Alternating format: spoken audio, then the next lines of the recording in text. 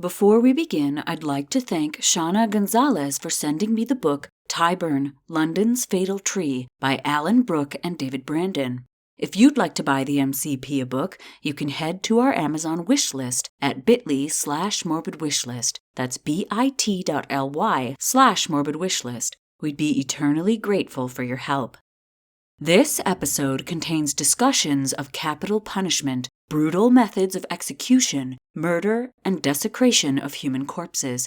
If these topics are triggers for you, this may be a good episode to skip.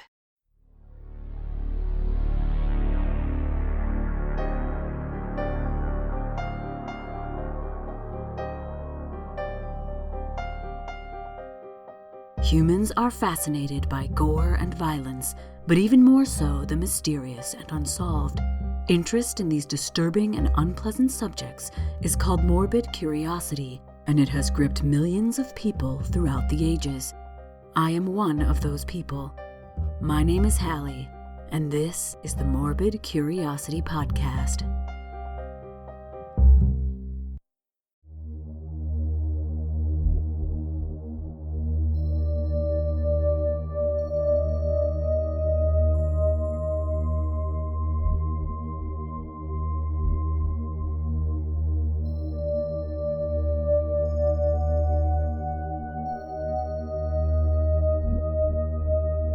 Capital punishment, the death penalty, the bloody code.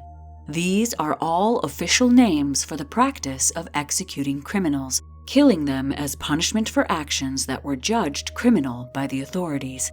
The first documented death penalty laws date back to the 18th century BCE in Babylon. The Code of King Hammurabi codified the death penalty as the punishment for 25 different crimes. The death penalty was codified by the Hittites in the 14th century BCE, by the Athenians as part of the Draconian Code in the 7th century BCE, and by the Romans in their laws of the 12 Tables from the 5th century BCE. Death sentences were carried out in a variety of ways, including crucifixion, drowning, beating to death, burning alive, and impalement. In the 10th century CE, execution by hanging became the official punishment for several crimes in England. In the following century, William the Conqueror banned criminal execution except in times of war. That ban didn't last. In the 16th century, under the reign of King Henry VIII, around 72,000 people were executed for a variety of crimes from theft to treason. Methods of execution ranged from hanging to boiling, burning at the stake, and beheading. Certain methods employed multiple steps, such as being hung, drawn, and quartered, being gibbeted, and being impaled. I'll explain what these mean after the break. The number of capital crimes in England, that is, crimes punishable by death, rose over the next 2 centuries. In the Elizabethan era, which went from 1558 to 1603, the death penalty applied for treason, murder, manslaughter, infanticide, rape, arson, highway robbery, buggery, sodomy, and heresy. Hanging was the official method used for all but treason, which was punished by drawing, hanging, and quartering for men, burning for women, and beheading for nobility, and heresy, which was considered especially heinous and exclusively punished by burning. While only about 24% of those accused of such offenses were actually executed, 75% of all hangings were for theft. By the 1700s, 222 crimes were punishable by death in England, including stealing, cutting down trees, and robbing a rabbit warren. In 1808, pickpocketing and lesser offenses were removed from the death penalty list. This began a reform process that continued over the next 50 years. The death penalty was mandatory until 1823, when the Judgment of Death Act gave judges the official power to commute the death penalty, meaning they could substitute a lesser punishment in place of the death penalty. However, treason and murder were still capital offenses. In 1832, the Punishment of Death, etc. Act reduced the number of capital crimes by 2/3, finally removing theft from the list. The Murder, Abolition of Death Penalty Act of 1965 suspended the death penalty for murder in England for 5 years. The act was made permanent in December of 1969. Before 1868, executions in England were held in designated public spaces. The purpose was to make a public example of the criminal to deter others from committing similar crimes. However, public executions had the opposite effect and became a source of entertainment. They became spectacles that attracted massive crowds. Thousands turned up to watch, especially for the execution of infamous or high-profile criminals. Sensing money to be made, food vendors, street traders, pulp writers, and pickpockets attended to work the crowds. Seating was even constructed and sold to the wealthy. There were fights over the blood, hands, and corpse of the condemned between family members, folk physicians, and anatomists. It became a carnival-esque occasion. The statement the authorities wanted to broadcast was reappropriated and inverted by an irreverent crowd. Corporal punishment, that is, physical punishment, and capital punishment, which is the death penalty, was deeply ingrained in the English popular consciousness. There were several places which were synonymous with execution. One was the Tower of London, famous for the executions of traitors, nobles, and royalty. Another was famous due to its long history as a place of death and for the large number of criminals that could be executed at once. That place was Tyburn, and its infamous execution apparatus was known as the Tyburn Tree. The Tyburn Tree, also called the Tyburn Gallows or the King's Gallows, was triangular-shaped and could accommodate 24 hangings at once, 8 people on each wooden beam of the triangle. This triangle was elevated on 3 wooden poles and was a permanent structure that was erected in 1571. It was the principal place and method of execution for criminals of the City of London and the County of Middlesex until 1759. Before it was a famous site of execution, Tyburn was a manor estate just outside London, taking its name from the Tyburn Brook, which ran nearby. 2 Roman roads bordered the estate, one to the west where modern Edgware Road runs, and the other to the south along modern Oxford Street. Marble Arch now sits at this junction. The junction of the Roman roads was significant long before Tyburn Manor occupied the spot. It had been marked by a monument known as Oswulf's Stone, a single standing stone with an unknown purpose, possibly a boundary or council meeting space marker. Unfortunately, the monolith was covered over in 1851 when the Marble Arch was moved from Buckingham Palace to the junction. The stone was excavated not long after and propped up against the arch, but it was stolen in 1869 and is still missing.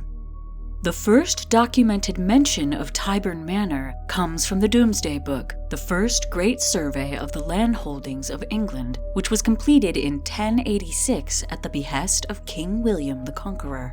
Tyburn consisted of 8 households, an estimated 40 people. In 1236, the City of London, which was expanding rapidly, drew up a contract with the owner of Tyburn Manor to draw and pipe water from Tyburn Springs into the city. It was the first piped water for London, and the pump to access it was in Cheapside. At the junction of these 2 Roman roads is where the Tyburn Gallows were constructed in 1571. However, executions were staged in the area before the Tyburn Tree was built. The first recorded execution at Tyburn occurred in 1196, when the leader of a populist revolt was cornered in the nearby church of St. Mary le Bow. He was stripped naked, dragged behind a horse to the crossroads, and hanged. This location was favorable because it was outside the city, and hangings there were thought to be the least disruptive to daily life in the city. In 1537, King Henry VIII used Tyburn to execute the ringleaders of the Pilgrimage of Grace, a revolt against King Henry's break from the Catholic Church. 26 men were hanged, many of them monks from Hexham Priory. Henry would go on to execute around 72,000 people in an effort to display the power of the monarchy after years of fighting for the crown in the War of the Roses. The Tyburn Tree had many nicknames, such as the Tree or Triple Tree, Three-Legged Mare or Three-Legged Stool, the Elms, because the elm was considered by the Normans to be the tree of justice, so many official sites of gallows were often called the Elms, God's Tribunal, and the Deadly Nevergreen Tree. The first execution to utilize the tree was that of John Story, a Roman Catholic who was tried and convicted of treason in 1571. After this, there were over 100 hangings a year from the tree. The Tyburn Tree permanently stood for 188 years, with parts being replaced as they fell into disrepair. In October of 1759, due to vandalism between hangings, the original structure was dismantled and replaced with a moving version of the gallows, one that could be stored between hangings. The last execution at the Tyburn Gallows was in November of 1783, when highwayman John Austin was hanged. Between the first and the last executions, it's estimated that around 50,000 people were killed at Tyburn, most by hanging on the Tyburn Tree. After the last execution at Tyburn, for the next 85 years, hangings occurred outside Newgate Prison. Due to public disorder during the executions, in 1868 it was decided that executions should occur within the prison walls, removing it from public view for the first time. Newgate Prison was demolished in 1777, and the courts moved into the site. One of the prison's brick walls is all that's left standing. I'd like to go into detail on executions at Tyburn, including the order of ceremonies, the methods used, some famous executions, and a few famous executioners. But first, an ad must play. If these ads annoy you, you can become a patron or Ko-fi member at the lowest tier, $2 a month. You can find our Patreon page at bit.ly/morbidpatron, that's bit.ly/morbidpatron, and our Ko-fi page at ko-fi.com/mcp. And now back to the podcast.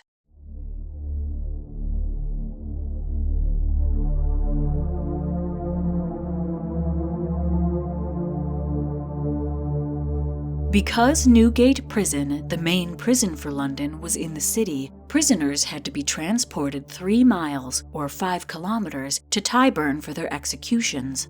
A sort of ceremony and ritual developed around this journey, both for the prisoner and for the crowds that would witness their execution. Executions usually occurred once a month on a Monday. The ritual began the Sunday before execution, when a sermon was preached at Newgate Prison. Members of the public could pay to attend this service with the condemned. Then, around midnight on the night before the execution, verses and prayers were called out under the window of the condemned by a sexton, or low-level minister, of St. Sepulchre's Church.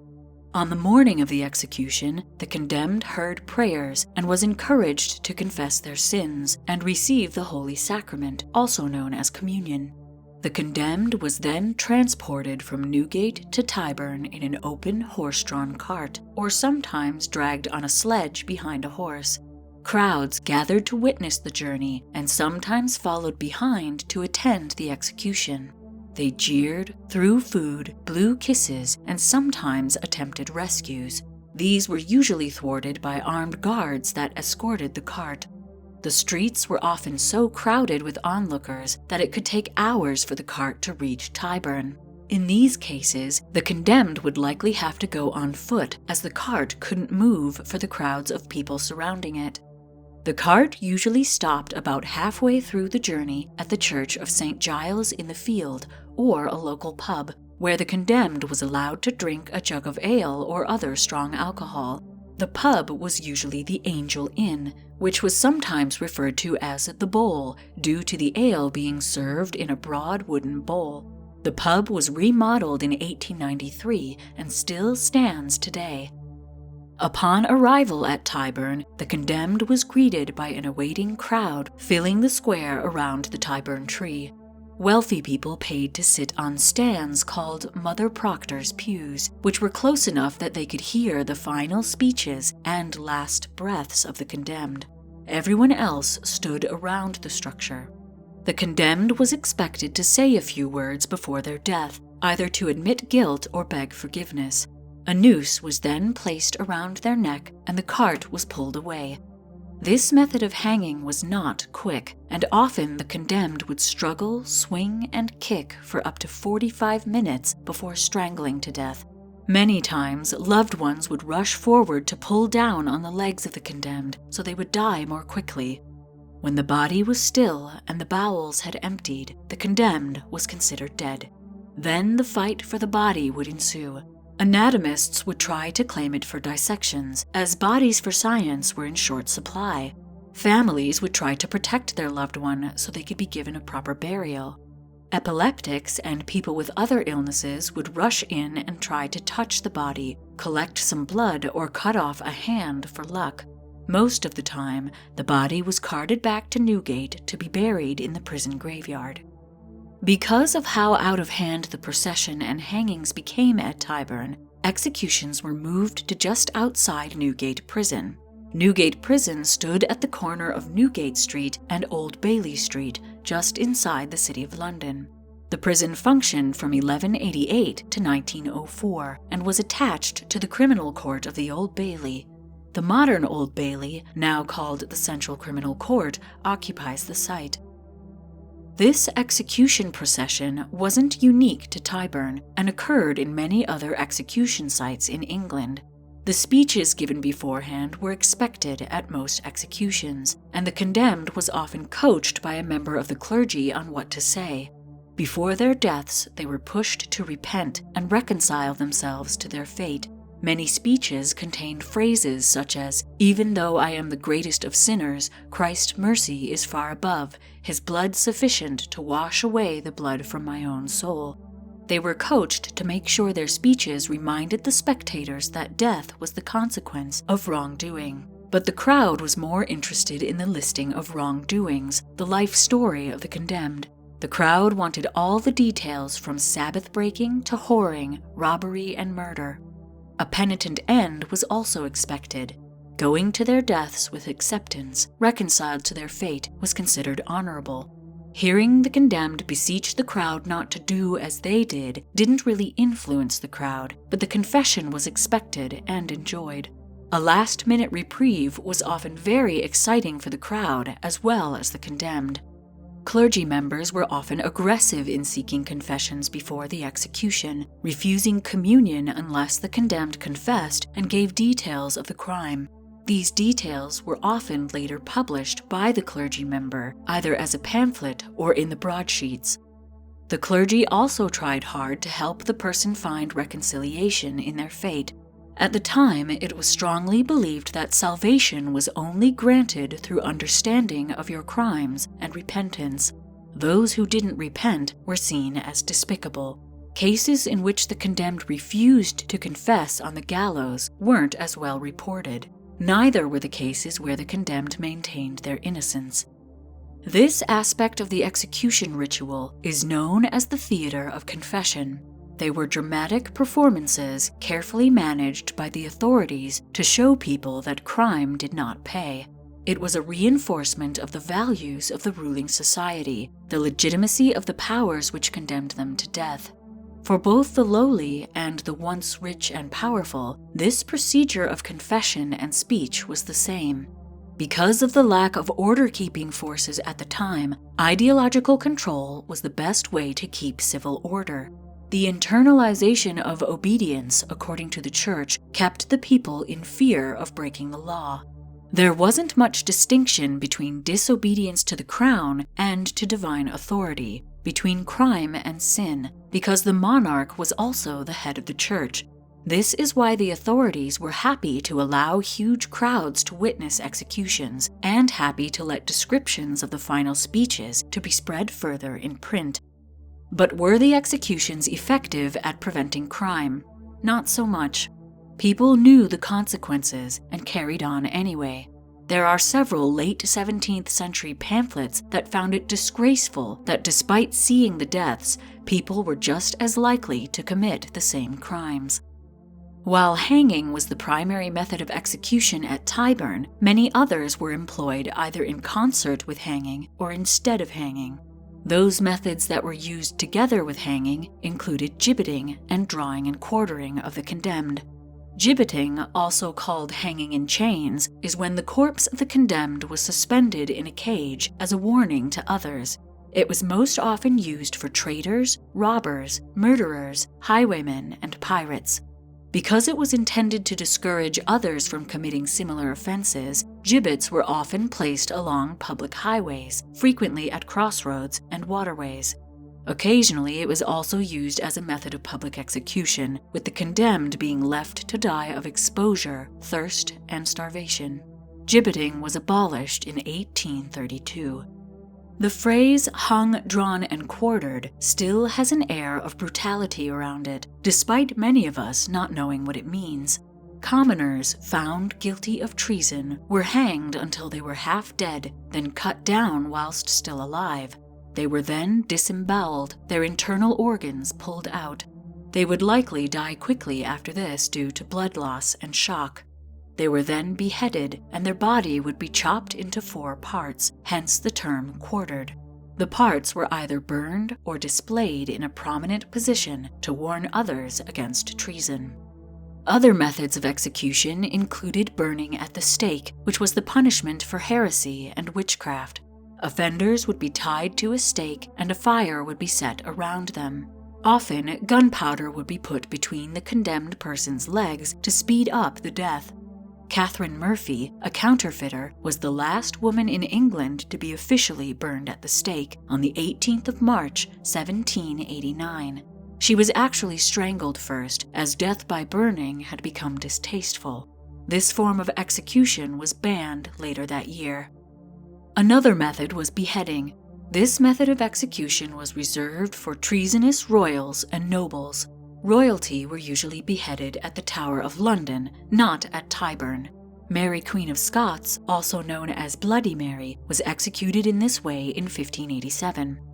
Notable figures that were executed at Tyburn included criminals, political rebels, and religious martyrs. William Wallace, the Scottish knight and leader of the Wars of Scottish Independence, made famous in the US by the 1990 film Braveheart, was executed for high treason against King Edward I either at Tyburn or Smithfield Gallows. They were both nicknamed the Elms, so it's sometimes hard to distinguish them in documentation. Wallace was stripped naked and dragged through the city. Then he was hanged, drawn, and quartered. Wallace's head was placed on a spike atop London Bridge. Elizabeth Barton, the Holy Maid of Kent, was hanged for treason on the 20th of April, 1534. As a nun prone to visions, Barton prophesied that King Henry VIII would die within 6 months if he annulled his marriage to Catherine of Aragon and married Anne Boleyn. After the hanging, her head was put on a spike on London Bridge. She is the only woman in the history of English execution to receive that dishonor. Oliver Cromwell was Lord Protector of the British Isles until his death in 1658. He was entombed in Westminster Abbey. His son Richard was unable to maintain power and was replaced by Charles II. Charles had Cromwell's body exhumed and hanged at Tyburn. Cromwell's head was placed on a pike outside the Tower of London, where it remained for 30 years. Highwayman Jack Sheppard, also known as Gentleman Jack, was a notorious thief and 4-time prison escapee. His journey from Newgate to Tyburn was attended by some 200,000 people, and his official autobiography was sold at his hanging. He was so lightly built that he strangled at the end of the rope for 15 minutes before the crowd rushed forward to pull him down. It's not known if his death was due to his hanging or trampling from the crowd. Around 105 Catholic clergymen hung at Tyburn have been officially recognized as martyrs for the Catholic faith. English law made it an act of treason to deny King Henry VIII's royal supremacy over the church, and those who denied him were executed. Religious persecution was not reserved for Catholics, however. At other times, Protestant believers faced similar fates. While many of the executed are well known, there are also some famous executioners who practiced at Tyburn. One of the most famous was Jack Ketch, not because he was good, but because he was so bad at it. He was so infamous for his brutal and botched executions that many writers put pen to paper to describe the terrible suffering of those he executed. He first appears in historical records in 1663 when he was appointed as common hangman in London. He was either incredibly sadistic or lacked the skill required to kill quickly, therefore his victims suffered horrifically. Before Ketch, Richard Brandon was the infamous common executioner of London from 1639 to 1649. He inherited the role from his father, Gregory Brandon, and was sometimes known as Young Gregory. Both Gregory and Young Gregory were so infamous that the Gregory Tree became a euphemism for the gallows. Unlike Ketch, Young Gregory was an expert. He took pride in the use of his axe and the quick drop and sudden stop of a hanging. 3 pamphlets from 1649, published shortly after his death, claimed he had been the executioner of Charles I, though their authenticity is disputable. Most historians agree that the rowdy ritual that accompanied public executions at Tyburn were the reason executions were moved to just outside Newgate Prison and then to within the prison's walls. But according to Simon Devereux, the mindset of the English people also changed. Hundreds of years of public executions had not stemmed the tides of crime. London was expanding rapidly, growing around Tyburn, and the presence of the Tyburn Tree was interfering with the lives of residents and businesses. When executions were moved to Newgate Prison at the heart of London, there were immediate complaints about the crowds and the traffic caused on hanging day. However, authorities still wanted the public and the prisoners to witness executions, and so they continued, but they did occur less often. It's possible this was an attempt to make executions more dramatic and more of a deterrent against crime. When they were finally moved inside the prison, it was probably to heighten fear of the practice, to make both the prisoners and the public imagine the worst, internalize that fear, and think twice before committing a crime. The last executions in the United Kingdom took place in 1964. Capital punishment for murder was abolished in 1969. Beheading was abolished as a method of execution for treason in 1973. Hanging, however, remained available as a punishment until the 30th of September 1998, when the death penalty was completely abolished. A working gallows was maintained at Her Majesty's Prison Wandsworth until 1994. It was tested every 6 months until 1992. It's now housed in the National Justice Museum in Nottingham. Public execution is an example of how brutal the past was, but it's also more complex than that. It was part of law, a show of authority, a monthly entertainment, and a cultural event. There was a ceremony and ritual to it. Specific reactions from the crowd were sought by the condemned, the clergy, and even the executioners. It seems gruesome to us because it was, but it also made sense to the English people at the time. It was a physical enactment of their belief system. If you sin, you will be punished. The whole judgment was performed in front of them during the execution ritual. The life of the condemned was examined, analyzed, and scoured for reasons why they turned to crime. The crowd and authorities wanted to see that the condemned knew they had sinned and were getting what they knew they deserved. If they confessed and accepted their fate, they were seen as stoic and brave in the face of death, rather than cowardly and dishonorable. Another aspect was the fact that death was all around them in so many other ways that a scheduled death with some ceremony was almost preferable. It would be attended, unlike so many funerals. Pamphlets would document the lives and deaths for a long time after they were gone. They were less likely to be forgotten. Frances Larson wrote in her 2014 book, Severed, A History of Heads Lost and Heads Found, quote, "For as long as there were public executions, there were crowds to see them." End quote. And why was that? Why was it so popular? According to Malcolm Rivera in his paper Condemned, The Tragedy, Comedy, and Ritual of the Early Modern Execution Theater, public executions were the true crime documentaries of the time, but they were also an embodiment of English cultural beliefs of the time, making them important to even the rowdiest attendees. Both the crowd and the condemned accepted that crime, sin, wrongdoing resulted in punishment, and that punishment could be death. This ready acceptance, almost celebration of death, is why public execution sparks our morbid curiosity.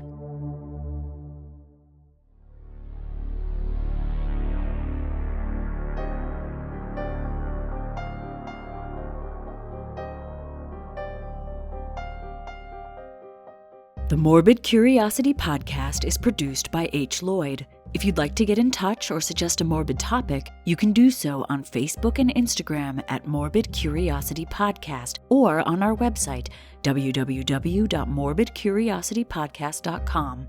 If you like the podcast, please share it with your friends and give us a rating on whatever podcast app you use. This helps the MCP reach new listeners and expand this wonderfully creepy community. Thank you to everyone who has already done so. Hippo Poppins, Rose A., Jacob M., Jessica B., Madison G., Miranda S., and Alice P. all have my eternal gratitude for becoming patrons. Thank you so much. And thank you to all the free members who've joined. It's nice to see you on Patreon. Because of you, the listeners, our creepy community is growing strong. The MCP has joined the Straight Up Strange podcast network, which hosts true crime, paranormal, history, science, folklore, and other enigmatic podcasts. Nothing is off limits when you enter the world of Straight Up Strange. The MCP is also part of the Belfry Podcast Network, a haven for goth culture featuring podcasts, blogs, and videos, all catering to the darker side of life. If you'd like to support the MCP but would rather not become a patron, you can give one-time donations on our website and our Ko-fi page. Also on our website are links to all our social media, a full list of episodes, links to our merch, and our mailing list. We also have an Amazon wish list at bit.ly/morbidwishlist. That's bit.ly/morbidwishlist. Any purchases from this list are greatly appreciated. We are eternally grateful for your support. My name is Hallie, and until next time, thanks for listening.